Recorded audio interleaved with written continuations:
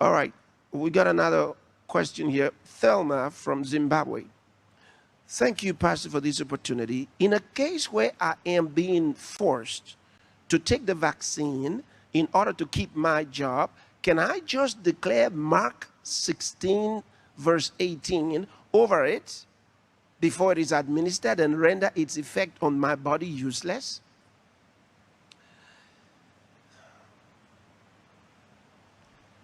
Okay, let me just go straight on that one.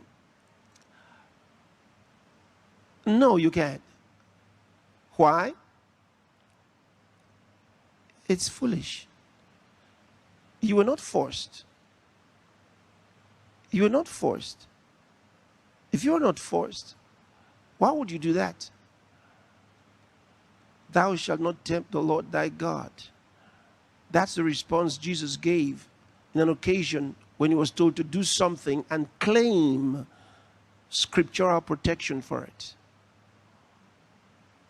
That's the same situation you're in. You don't do that and say, well, it's like you sit down and someone offers you poison and you say, okay, I'm going to take it and claim this. No, you don't do that. So you don't let anybody push you into accepting to do something that you already know is not right. Now, as I was saying, did you know that in 2011, that's about 10 years ago, in Malawi, there was a report of people being forced to have vaccinations for their children. This was orchestrated by Bill and Melinda Gates Foundation and their cronies on ground. This was done in Malawi. The report is there. I'll show this to you maybe during the week. 10 years ago. And the world took it lightly. And there were warnings at that time about these terrible things happening. In fact, it was stated in the report, which I will show you tomorrow, it was stated that several people were forced to take the vaccines at gunpoint. Can you imagine that? Now you say, oh, this is far-fetched. It's not far-fetched. In the bills that were passed in 2020, just last year, by several countries regarding vaccines, inside of those bills that were passed into law, find out from your politicians. They'll tell you the truth.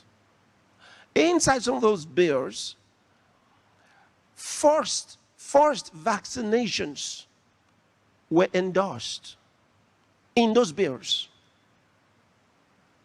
That so-called health workers were allowed by this law, which in some of your countries have not been cancelled yet, and you better do something to cancel them. Healthcare workers were allowed or permitted or instructed, depending on the language of construction, to go to individuals' houses and take people and forcibly, hear what I said, forcibly vaccinate them. And guess what? The politicians didn't read the document. And they passed it into law in many countries. They didn't read the document. They were scared of the virus and never came out. And while they were in their holes, in their homes, these documents were passed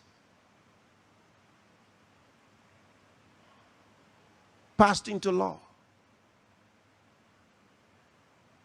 orchestrated by these very arrogant people who thought that the whole world was given to them by God.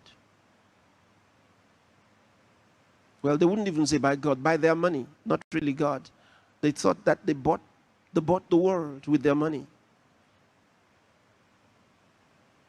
So I'm saying that in Thelma's situation, you're not even there yet. It's because they're asking you to keep your job and you're going that far to declare Mark 16:18 over yourself. No, it's not the right thing to do. You quit.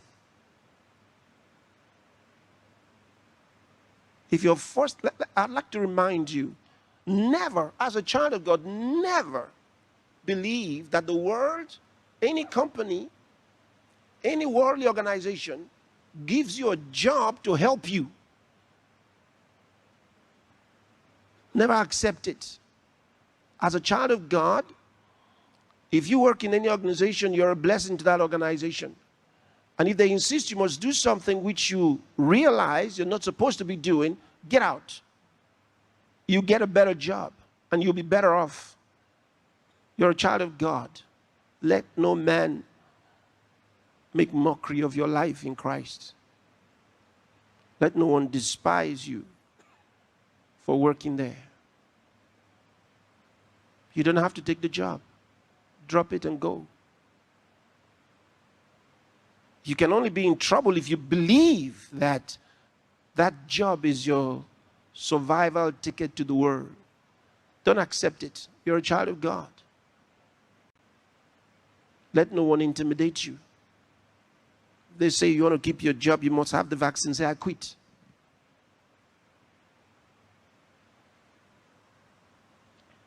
And I have no fear.